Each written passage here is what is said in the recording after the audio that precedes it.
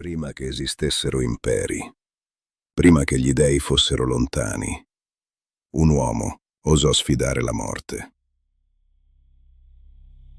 Benvenuti su Sussurri dal mito.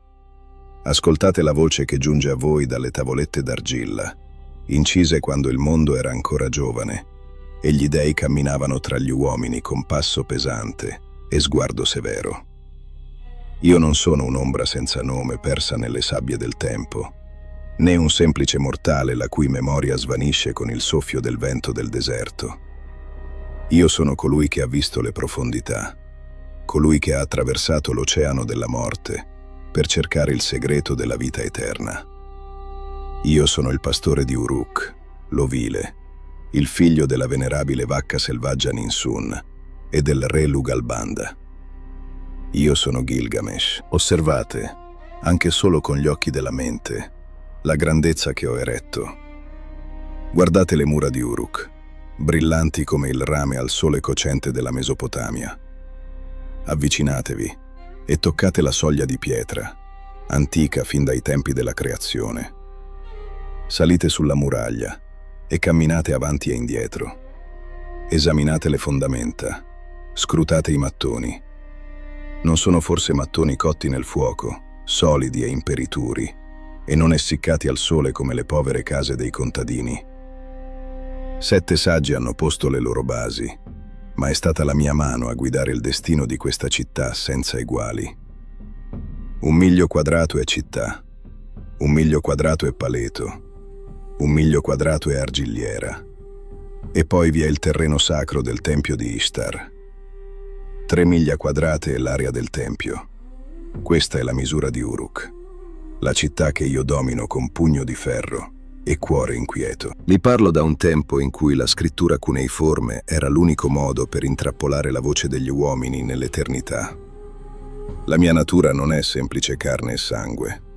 2/3 di me sono divini, come la madre che mi ha generato, e soltanto 1/3 è umano, fragile e destinato alla polvere. Questa mescolanza, questa imperfetta perfezione, è stata la mia benedizione e la mia maledizione.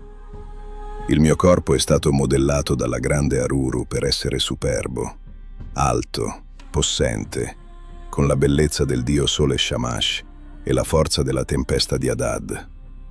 Non esiste toro selvaggio che io non possa abbattere, non esiste guerriero che possa resistere al mio assalto. Eppure, all'inizio del mio regno, il mio cuore non conosceva pace. La mia energia era un fiume in piena che travolgeva gli argini, una furia che non trovava riposo né di giorno né di notte. I nobili di Uruk mormoravano nelle loro camere, le donne piangevano e il popolo gemeva sotto il peso della mia vitalità sfrenata.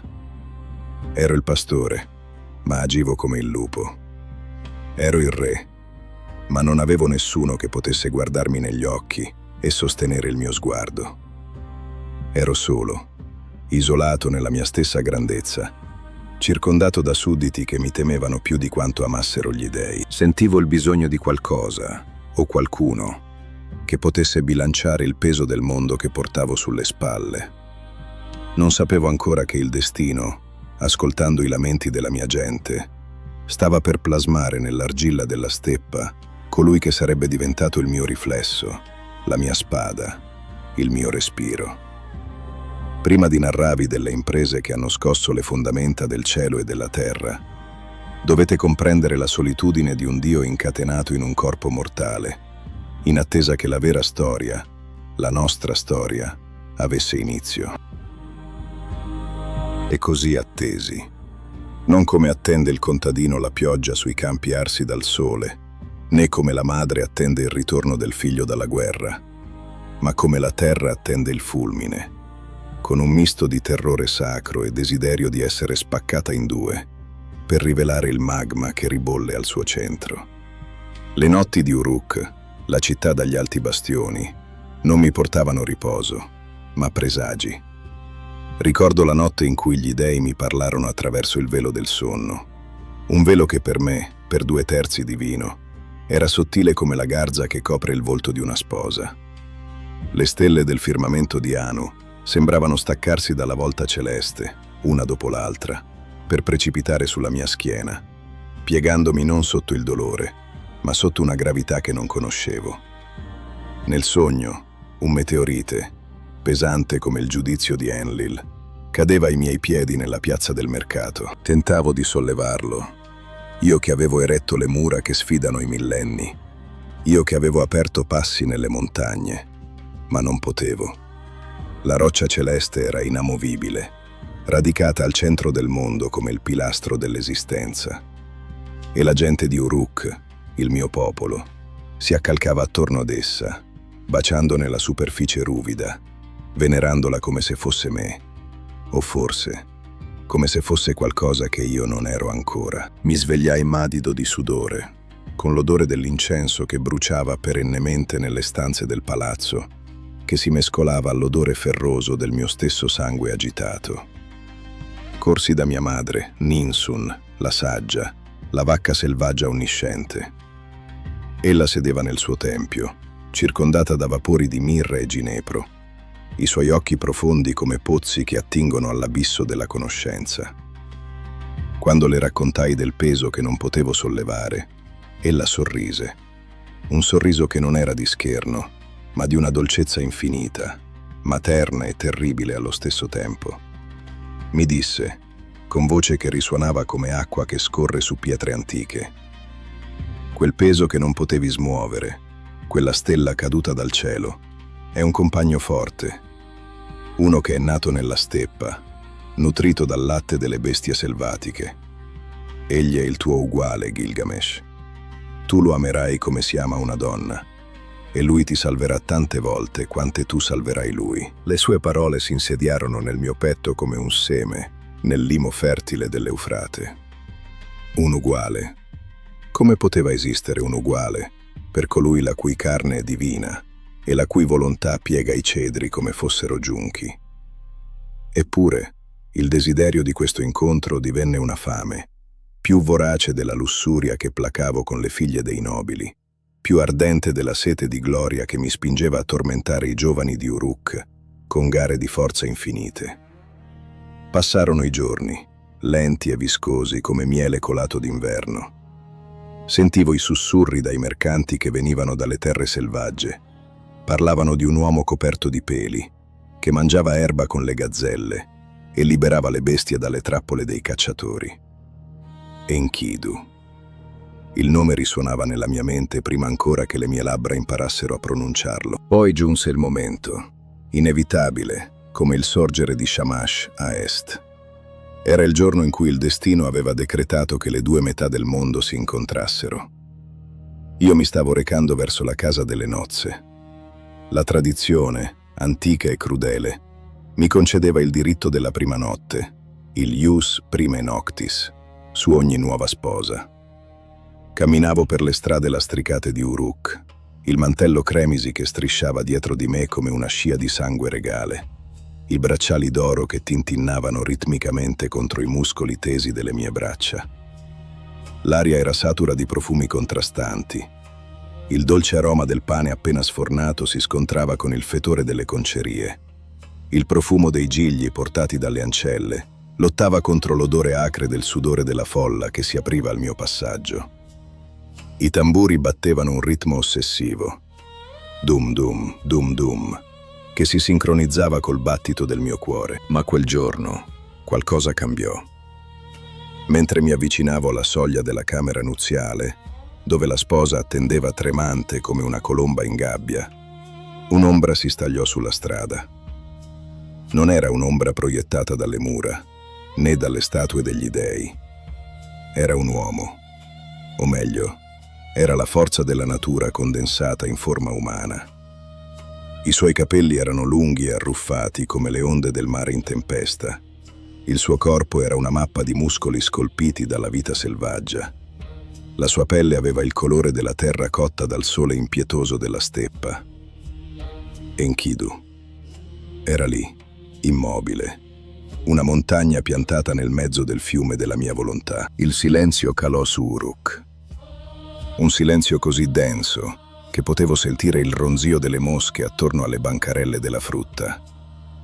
La folla trattenne il respiro. Centinaia di occhi spalancati che guardavano l'impossibile. Qualcuno osava sbarrare il passo a Gilgamesh. I miei occhi incontrarono i suoi. Non vidi paura. Non vidi sottomissione. Vidi uno specchio. Nei suoi occhi scuri bruciava lo stesso fuoco che mi consumava da dentro. La stessa solitudine. La stessa potenza in cerca di uno scopo. «Indietro, Gilgamesh!» tuonò la sua voce, ed era come il suono di rocce che franano in una valle. «Non entrerai in quella casa. Non prenderai ciò che non è tuo per diritto di cuore, ma solo per diritto di forza». La rabbia mi salì alla gola, calda e amara. Chi era questo selvaggio per dettare legge al re di Uruk? Senza una parola, mi lanciai su di lui. Non fu un attacco di tecnica, ma di pura furia. I nostri corpi si scontrarono con un impatto che fece tremare le fondamenta delle case vicine. Sentii le sue mani, dure come il legno di quercia, afferrarmi le spalle, e per la prima volta nella mia esistenza sentii una forza che non cedeva. Eravamo due tori furiosi che si incornavano nella piazza del mercato. Afferrai le sue braccia e cercai di proiettarlo a terra, ma lui piantò i piedi tra le pietre del lastricato, spaccandole con la pressione dei talloni. La polvere si alzò attorno a noi, una nuvola dorata che ci nascose alla vista dei mortali, creando un tempio effimero per il nostro scontro. Sentivo il suo respiro caldo sul mio viso. Odorava di erba selvatica e di pioggia, un odore pulito che contrastava con i miei unguenti profumati. Ogni muscolo del mio corpo urlava sotto lo sforzo. Le mie dita affondavano nella sua carne e le sue nella mia, lasciando lividi che sarebbero stati i nostri primi tatuaggi di fratellanza. La lotta si spostò, distruggendo bancarelle, frantumando giara di vino e olio, che si sparsero sul suolo rendendo la presa scivolosa e traditrice. Ci scagliammo contro lo stipite della porta della camera nuziale e il legno massiccio, portato dalle montagne lontane, si scheggiò come fosse paglia secca. Il tetto della struttura gemette e vibrò, minacciando di crollare sulle nostre teste. Ma a noi non importava. In quel momento esistevamo solo io e lui. Il mondo esterno era svanito. Non c'era più Uruk, non c'erano più gli dei, non c'era più la morte. C'era solo la danza brutale di due forze cosmiche che cercavano un equilibrio. Lo colpii al viso e sentii la durezza del suo zigomo sotto le mie nocche. Un dolore acuto che mi fece sentire vivo come mai prima d'ora. Lui rispose con una testata che mi fece vedere lampi di luce bianca e mi fece barcollare indietro di un passo. Risemmo? Forse. O forse erano grugniti di sforzo che assomigliavano a risate. Giravamo in tondo, ansimanti, col sudore che ci colava negli occhi bruciando, il petto che si alzava e abbassava come mantici di una fucina. Poi, con una manovra che non avevo mai dovuto usare, piegai il ginocchio e feci leva sulla sua anca, costringendolo a terra. Ma anche mentre cadeva, la sua presa non si allentò e trascinò me con lui. Rotolammo nella polvere mescolata al vino e all'olio, una massa indistinta di arti e furia. Fino a quando, improvvisamente come era iniziata, la frenesia cessò.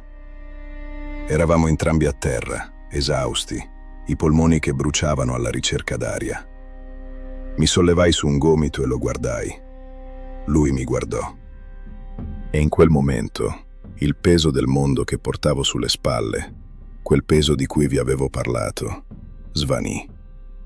Non c'era bisogno di parole.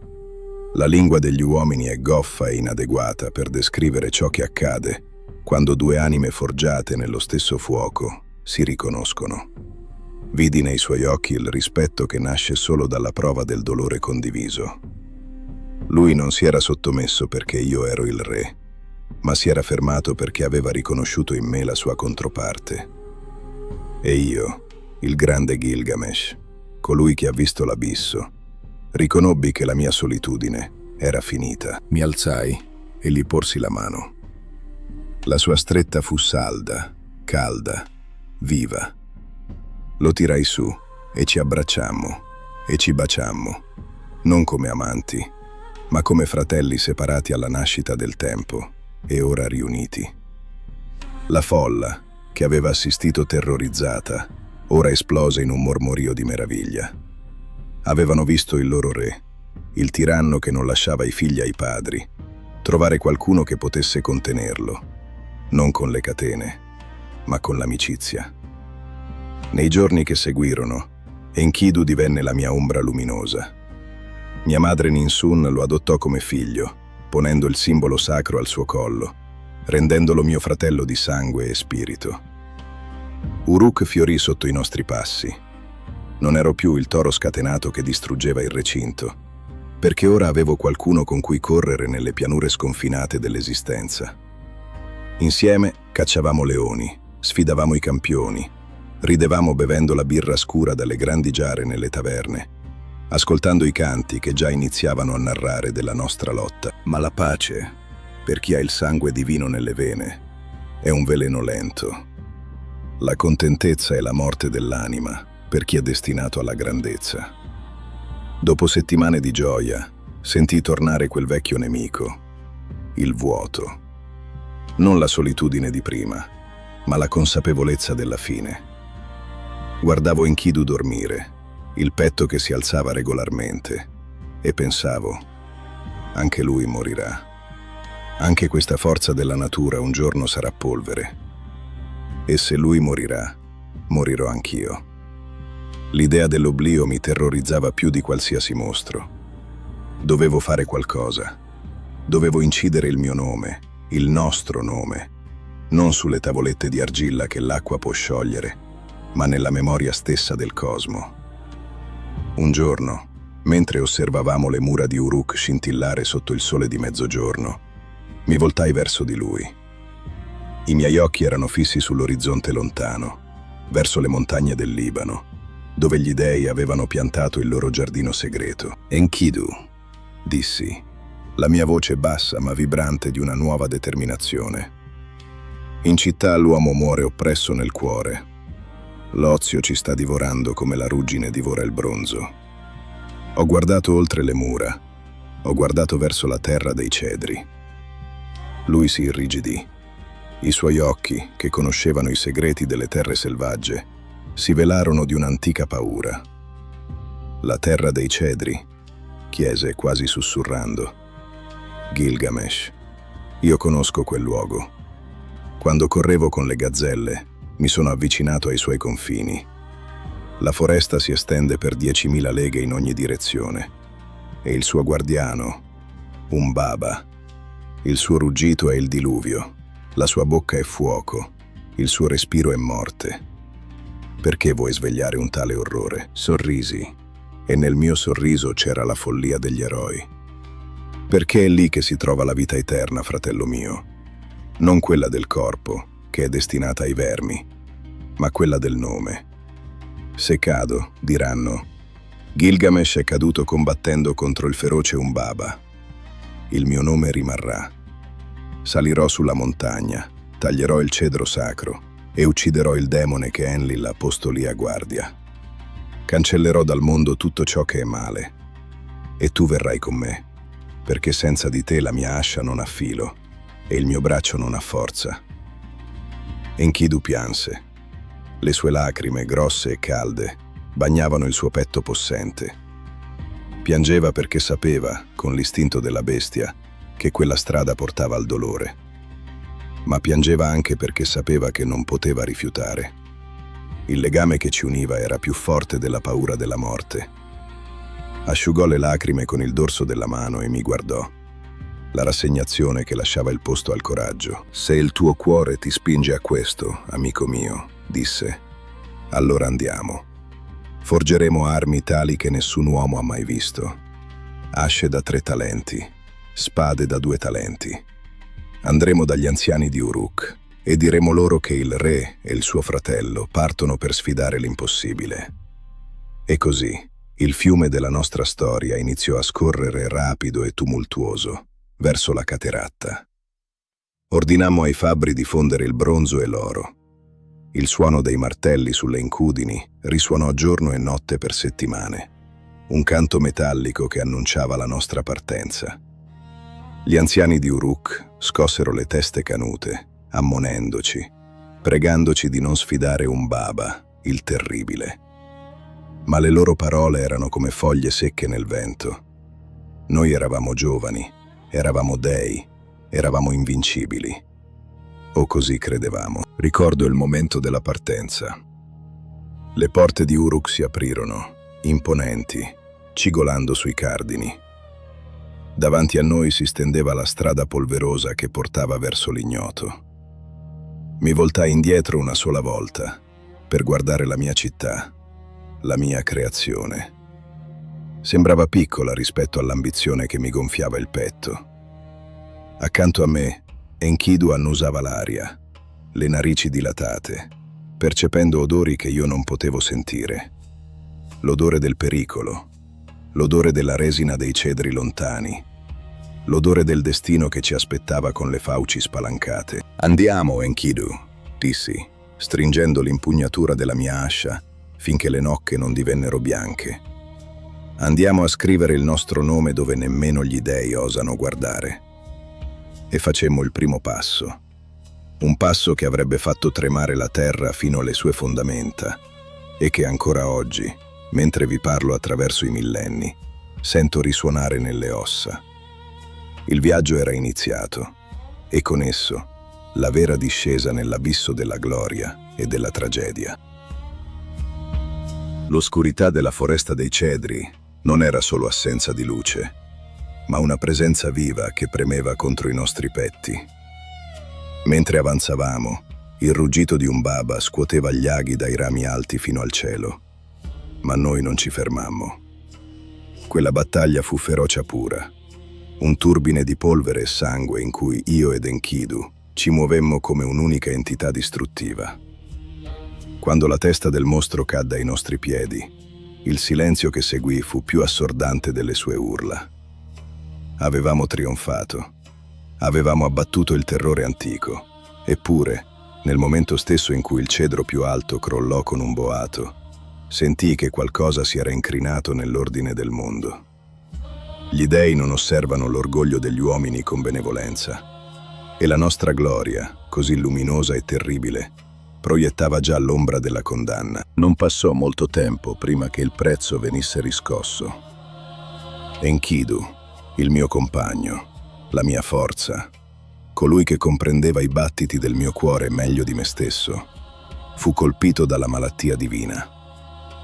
Vederlo spegnersi giorno dopo giorno fu un tormento che nessuna arma avrebbe potuto infliggermi.